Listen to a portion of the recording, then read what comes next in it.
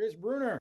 This meeting is being recorded. Hi, there's the note taker and it just records the conversation. All right, welcome. How you doing? Good, good. Am I fitting correctly into the screen, or do I need to? Yeah. No, it looks great. It looks great. So Awesome.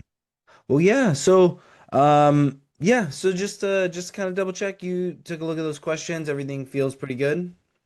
yeah, and if we'll just go through the script and should I expect any follow-up questions, or what do you think? You know, we want to try to be conversational, but it's honestly like the nice part is this all is like pre-recorded, so we can edit out Yeah, anything. yeah. Other questions might come up, but if you're like, actually, like, I don't know if I want to answer that, or that seems weird, Edit it totally, all out and totally everything. fine. Yeah, we could even just like pause and go back, and so it's all really easy. There may be some follow-up questions, but yeah, we'll try to stick to the script, make it pretty straightforward. But Tell me yeah. something. Tell me Yeah, something. Your last name. Do you have a cousin, a brother, a family member in Boston by any chance? Named I Bruner as well? uh I I went to school with don't. a kid out there. Oh yeah, no, unfortunately. That's all But right. no, yeah. There's a couple of us though. I've met a couple different Bruners. Yeah. No, Usually usually it's spelled with two N's though. And so you know what? You may the be one. right. It may have been two ends. I haven't checked. I got to check in with him anyways. So, um, last question, then we can go through it. What Yeah. is your end goal? You and your team here. You're pushing AI tools. You're trying to build AI tools for businesses. What's your long-term goal?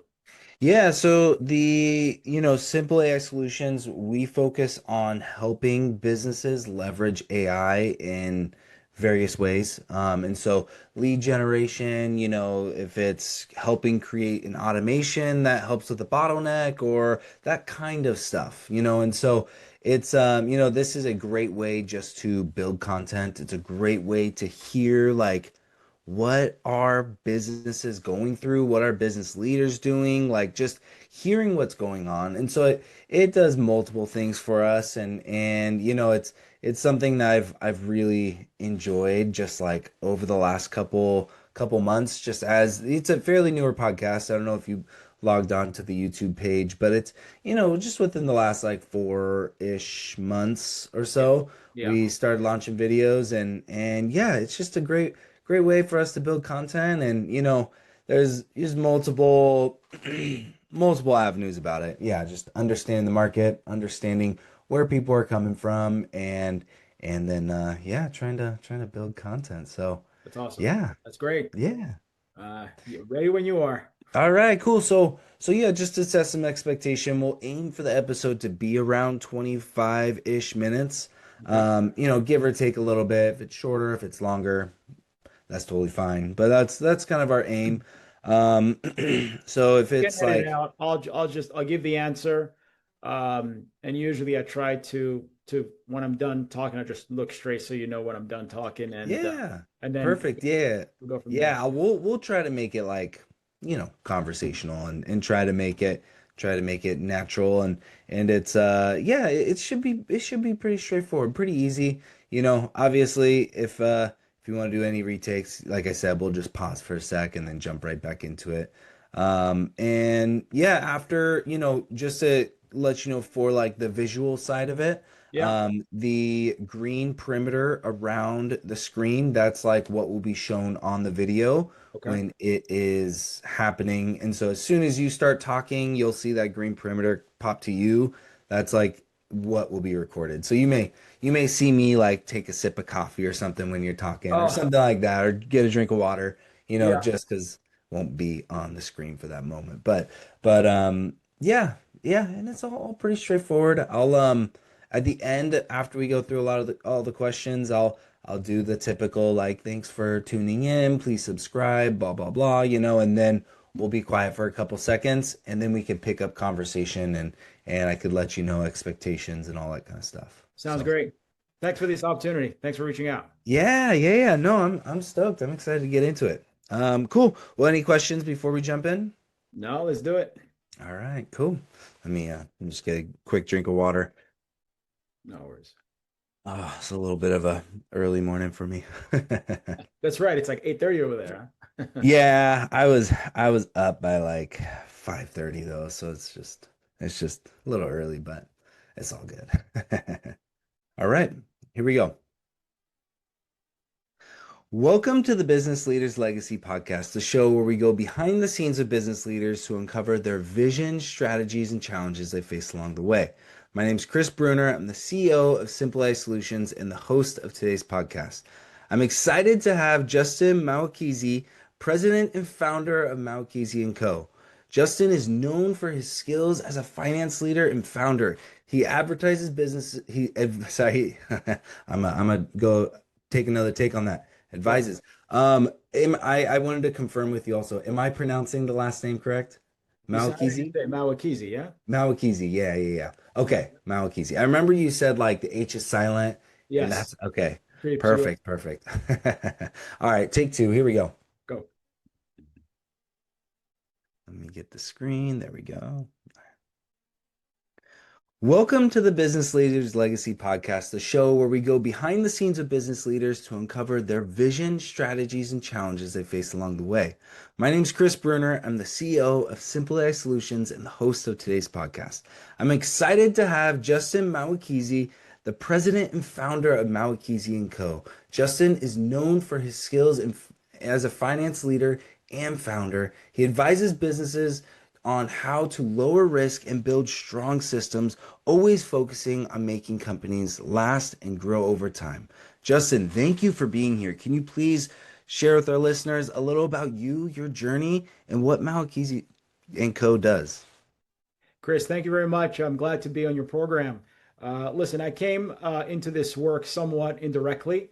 My background began in finance and banking, but over time I became less interested in transactions themselves and more interested in how and why some organizations endure while others quietly fail despite appearing successful.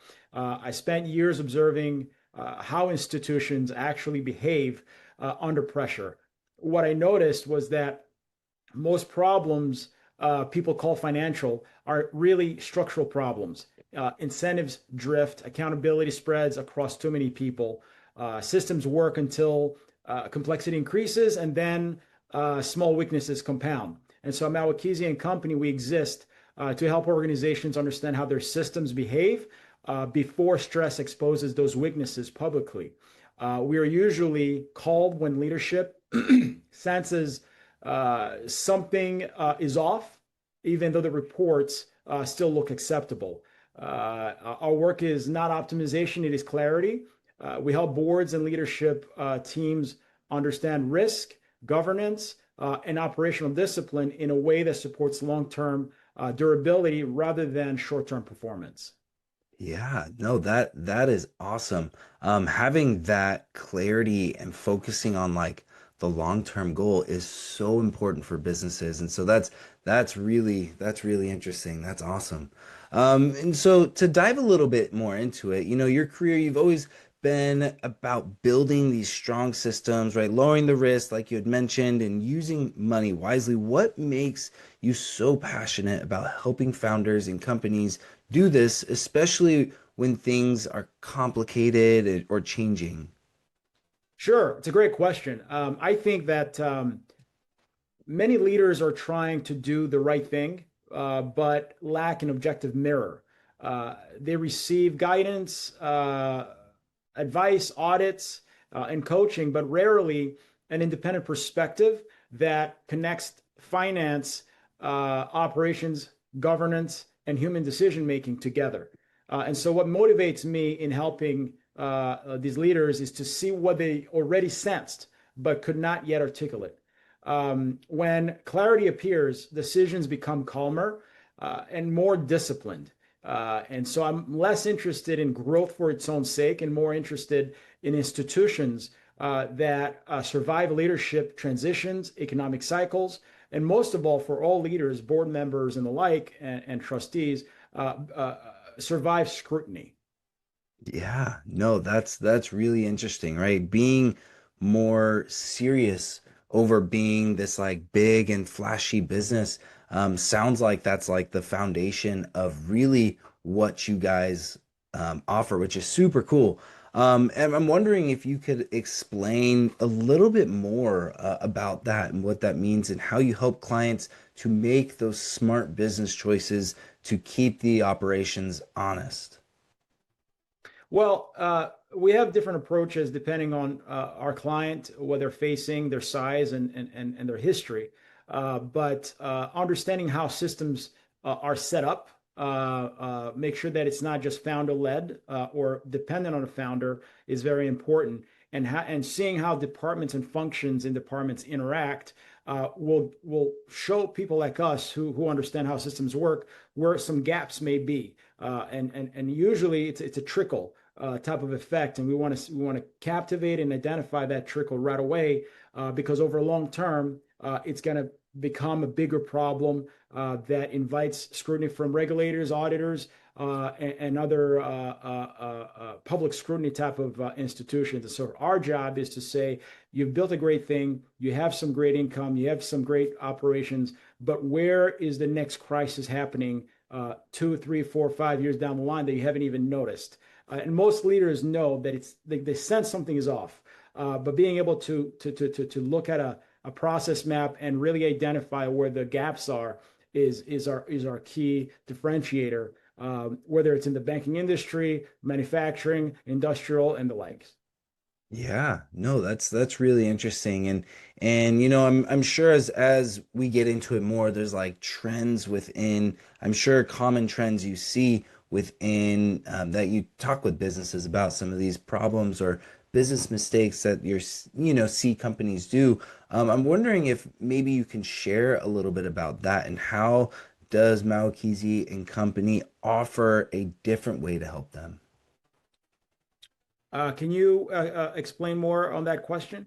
Yeah. So, some of the common money or business mistakes you see in companies making, like they're, um, you know, I'm just shifting a little bit towards like trends within the industry. There are, I'm sure there's probably common mistakes or common things that businesses do. I'm wondering if maybe you could share Yeah. some of those common mistakes and how your company helps them.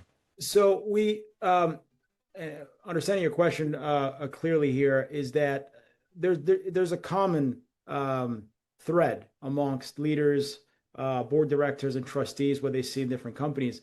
Uh, Through our experience, there's one consistent mistake across sectors, and it's confusing activity with discipline. And so companies, will build dashboards, they'll hire consultants or implement tools, technology, and the likes. But the underlying decision structure remains unclear. And so understanding the decision structure and making sure it fits within the system and the goals of the leaders is the most important part.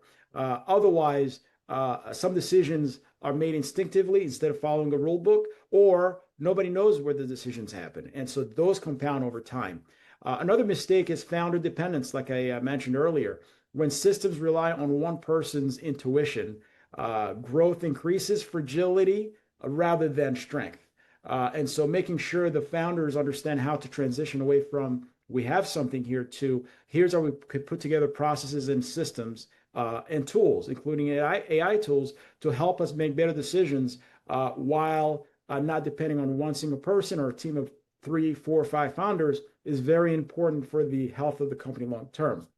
Many Yeah. organizations, uh, they also underestimate how risk accumulates between departments rather than inside them. And so Mawakizi and Company approaches this differently by examining how these systems interact, not just how functions perform individually. Yeah, no, that's really interesting. I think that's like very valuable. I've heard it plenty of times on this podcast alone is leaders come and one of the things that they want to try to do is step out of being like, the driving force of their company. And so having the systems in place so that their company can still run even if they end up being sick or out for a week or that kind of stuff. That's really interesting. That's really cool. And so dive in a little bit more within the trends. Are there any, new trends in regards of technology that your company is using right now in the business? Yeah, listen, we're big proponents of artificial intelligence, AI tools, and the likes. And so technology, particularly AI, is becoming, at least in our company, in our industry, it's becoming a leverage tool rather than a replacement for judgment. And so at Mahwikizi and Company, we use AI systems to accelerate analysis, to increase pattern recognition and scenario modeling. AI allows us or our associates to review operational data, governance documents, decision histories much faster than traditional advisory models. And so for clients, what I say to your clients or our future clients per se is AI helps simulate outcomes, identify hidden dependencies, and stress test the assumptions that teams may have to come to a better decisions faster. Yeah. But the key distinction is that AI provides insight, not decisions. And so the human judgment remains central, and the real opportunity is combining structured human reasoning with machine scale analysis. That combination allows smaller advisory firms like ours to operate with institutional depth without institutional bureaucracy. Yeah, no, that is like gold right there. That is exactly how AI should be used, right? I feel like so many companies, aren't exactly sure on like how they know they need AI, they know it's the thing right now, but not exactly sure how to put it in. And so just like implementing a tool and letting it run by itself is not necessarily the right way to go about it, right? But still having that human touch is so important because that's what people want. And so that's awesome to hear that you guys are leveraging it in such a great way. On the business side of things, what is working really well within your company right now? Oh, great question. What's working well right now at Mawakizi and Company is alignment with leaders who value quiet credibility over publicity. And so we are seeing interest from executives and boards who want thoughtful evaluation rather than rapid transformation. Uh, that alignment creates better engagements because expectations are grounded in stewardship rather than hype. And so that's what we focus on the most, not try to promise the world great transformations, but being measured and consistent in how we deploy solutions to make sure that survivability is the goal for the company and the boards long term, not short term. Yeah. Yeah, no, and that is so important. That's awesome to hear. On the flip side to that, every company has challenges, goes through difficult things. I'm wondering if maybe you can share a past challenge that you've had within your business that you were able to overcome, and what did you learn from that experience? Sure. Thanks for that question. One early challenge was resisting growth opportunities that did not match our philosophy. There's pressure in any young firm or any growing firm to expand quickly. But we learned that credibility compounds slowly. And so saying no preserved clarity for us about what we actually do. And that discipline shaped the firm more than any successful engagement. And so being able to recognize where maybe greed is creeping in and slowing yourself down to say, okay, what are we really building? Let's make sure we don't just chase a check or visibility. Let's make sure what we're working on long term places us in a position for winning. Yeah, that's awesome. It sounds like the and obviously to think this way, it sounds like just, you guys are perfectly practicing what you preach, which is so cool. It sounds like it is like the way to really build a business that lasts with that awesome foundation, just to keep, you know, navigating through the challenges as they come. And so, yeah, so cool. I'm wondering, are there any current challenges or problems you guys are facing? Any bottlenecks, anything like that within the business right now? I'd say the current, piggyback on the last answer, that the current challenge for us is building something institutional without rushing legitimacy. And so we are intentionally developing standards carefully, particularly through the American Enterprise Standard, it's a program we're administering here at Mahwikizi and Company. And so we don't want to scale awareness prematurely. And we're building a corporate challenge that help our clients or potential clients long term self-analyze their operations to see preliminarily where they compare against their peers in a benchmark. And so, but our bottleneck right now is patience. Institutional trust forms through consistency, not marketing velocity. And so, taking our time and making sure we're patient and measured in how we approach things is a challenge for us. But we're always trying to be measured and self-reflective to make sure we're doing it correctly. Yeah, no, it's so important. That really is. As you look ahead into the future, the next 6 months to a year, what is a goal that you're focusing on achieving within the business? Sure. Over the next year, our primary focus is assembling the inaugural American Enterprise Standard recognition cycle and a judge fellow panel that is valuable to what we're building here for the American Enterprise Standard, leading into November 2026. And so that's what we're focusing on right now. And the goal is not volume, but the goal is credibility. And so that's what we're building this year, slowly, methodically, and to build a program that may become its own standalone platform in the future. Yeah, that's cool. And to dive a little bit more into that, the to reach that next level of credibility and within that goal, are there specific investments, like staff or tools or strategies that you're putting in place to achieve that? Well, our philosophy at Mahwikizi and Company is that growth comes through leverage rather than just headcount. And so we're investing in structured methodologies. We're investing in AI-assisted analysis tools and standardized evaluation frameworks for our clients that allow a small team to operate with the analytical capacity of much larger firms. This allows associates at Mahwikizi and Company to focus on judgment um, and interpretation rather than manual analysis. We want to get away from that and focus on delivering value to our clients without too much manual analysis. Yeah, and that is so important. That really is cool to hear. Just kind of how you guys are navigating that. That's really interesting. In regards to that, have you, as you guys are planning and getting, as you guys are achieving that goal, striving to achieve it, are you seeing any challenges with, reaching that next level, reaching, it's not growth, but reaching that next level towards that goal? Sure. Well, the main challenge for Mahwikizi and Company is maintaining independence while growing visibility.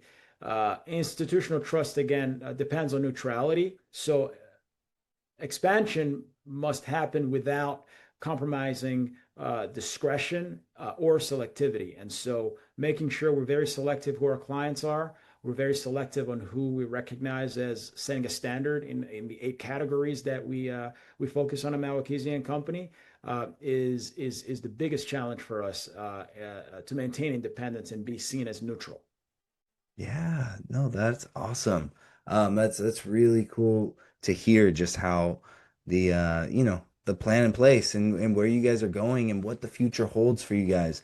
Um, you know, the a lot of the insight you brought today has been really interesting. I think a lot of the just the foundation of what your company is so cool, and I think people would be interested to like hear more and follow and understand. And so before we go, could you please share with some of the listeners where they can find Mahwikizi and Company and learn more about just your practices and stay involved with what you're doing?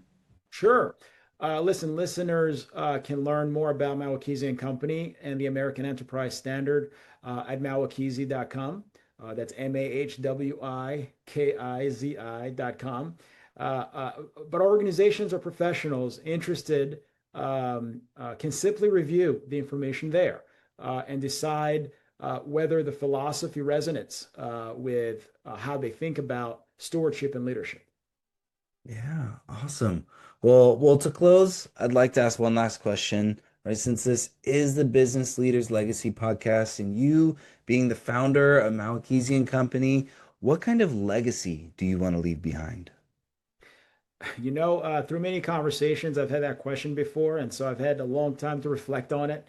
And so the answers have improved over time. But listen, um, what I'd hope to continue is, or at the very least, what I hope to contribute is to rebuilding respect for disciplined institutions, not organizations that grow quickly, but organizations that endure responsibly.